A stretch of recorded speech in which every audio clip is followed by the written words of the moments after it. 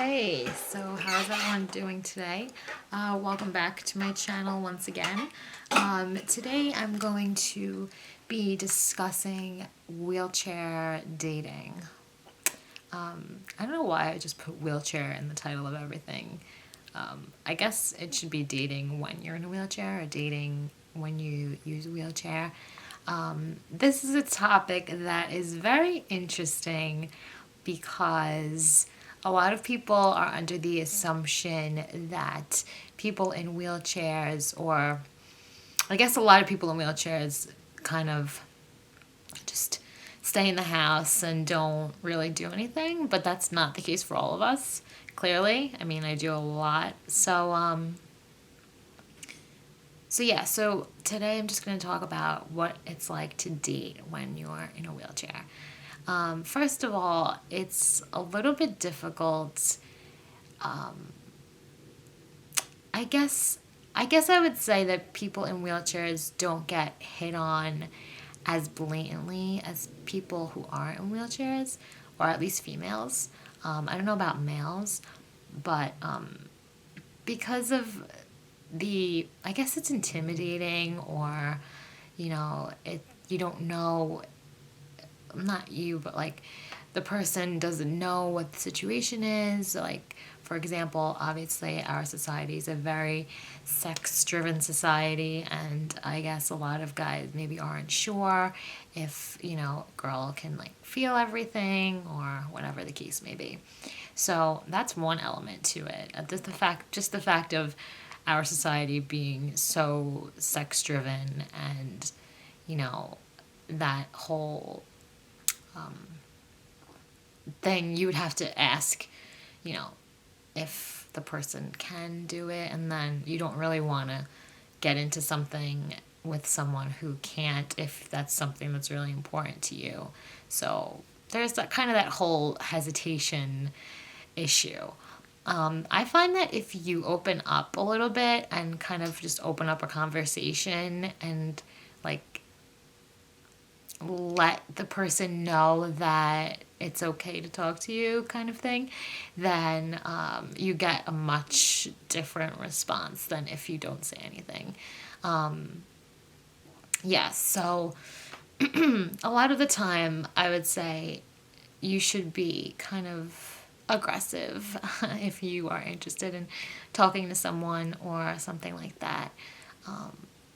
And you can tell right away if they're interested in talking to you, obviously. If they're not interested in talking to you, then just move on and just go on with your daily life, and they're lost, right?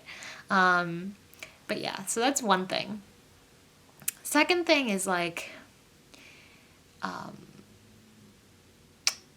being out with the person, out and about. Like if they're asking you out on a date and you don't know, like let's say you're going to their place or something, not their place, but their wherever they live.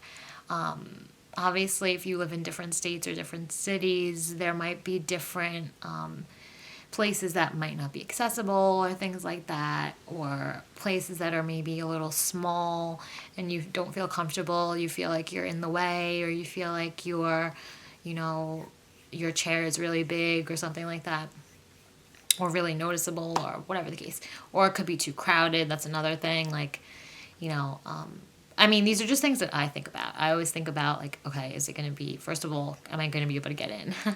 A lot of guys are like, oh, you could just lift it up over the step. It's like, no, my chair's not going over that, 12-inch step. My chair is 400 pounds, and then I'm sitting in it as well. So, no, that's not happening. So yeah, it's always good to have like a discussion with the person beforehand, and maybe even you suggest the place, just because it's easier. You can just feel more comfortable, and especially for a first date, you want to feel as comfortable and as confident as possible. So yeah, that's another thing. It's like going out places. I would just say to either research their city, state, or whatever, like places, and you look for the place, or just let them know ahead of time, listen, there can't be any steps, like whatsoever. And I prefer somewhere that's like, you know, a big place, not a small place. So that's that. And let's think of the third thing. I didn't plan any of this out. I'm just sitting here, just decided to do this off the top of my head, which is pretty much all of my videos anyway. So, well, the videos I do have up now. I don't have that many up, I know.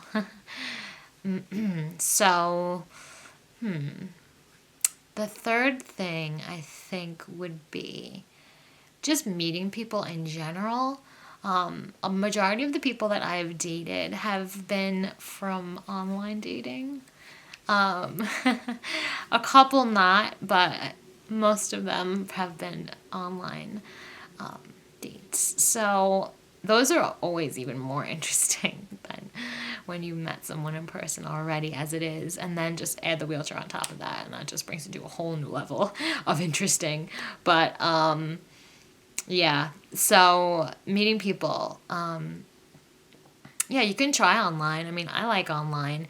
Personally, I just, you know, I don't really have many friends on Staten Island to go hang out with, but in college it was a lot easier meeting people in person because, you know, you were always out and about and meeting new people all the time in general because, you know, college, that's where you meet people, new people. At least that's where I met new people. So, so yeah. So meeting new people, you have to like make, I mean, if you want to meet someone, you should make a group of friends or make like a few friends to go out with and, you know, just get out there. Otherwise, you're not going to meet anyone, to be honest with you, unless, you know, it's at work or something like that or whatever. This is always, of course, if it's a priority for you or if it's something that you're interested in at the moment. I'm not saying that dating should be your number one thing or, you know, being with someone should be your number one goal in life or anything like that. I'm just saying that if you are looking for someone, you should be going out as well as being online if you want or if you feel comfortable doing that. My experience with online. It's been interesting. I've met some interesting people. A few that I, you know, would say are worth keeping in my life. A lot that are definitely and were not definitely not worth keeping in my life. Yeah, I'll save that for another video. But there have been some interesting dates that I've been on. Or just people that I've just maybe not texted, but like messaged back and forth with and stuff like that. And I don't know. I like getting to know new people, and I think it's interesting to see what they think or what their questions are about me as well. So, what else? What else? Dating when you're in a wheelchair. You know, personally, I think gender-wise, like, guys are at more of a disadvantage if you're in a wheelchair because I feel like, you know, girls, I don't know, like girls are a little more, I feel, selfish than guys are in some ways. Like, I feel like girls would, you know, want like that man that's gonna like do everything for them and like be the strong guy that can like lift shit and like, you know, do their dirty work for them and stuff like that. I mean, some girls, obviously I'm not judging all girls. I'm just saying I feel like it would be harder for a guy in a wheelchair to be dating than a girl in a wheelchair to be dating. Because some guys like to play that like, oh, like I'll take care of you role and like pick you up and stuff like that, and like they like it and they think it's cool, or like it makes them feel manly or something like that. But yeah, I'm not sure. You let me know if you're a guy in a wheelchair. Comment below. Tell me what it's like to date for you. I mean, I know guys in wheelchairs, and they don't really have problems finding girls, but they also have very strong personalities and are very, very funny guys. So, but anyways, if you are in a wheelchair and you are nervous to date or you have any questions about dating, you can leave a comment below and I will gladly answer it.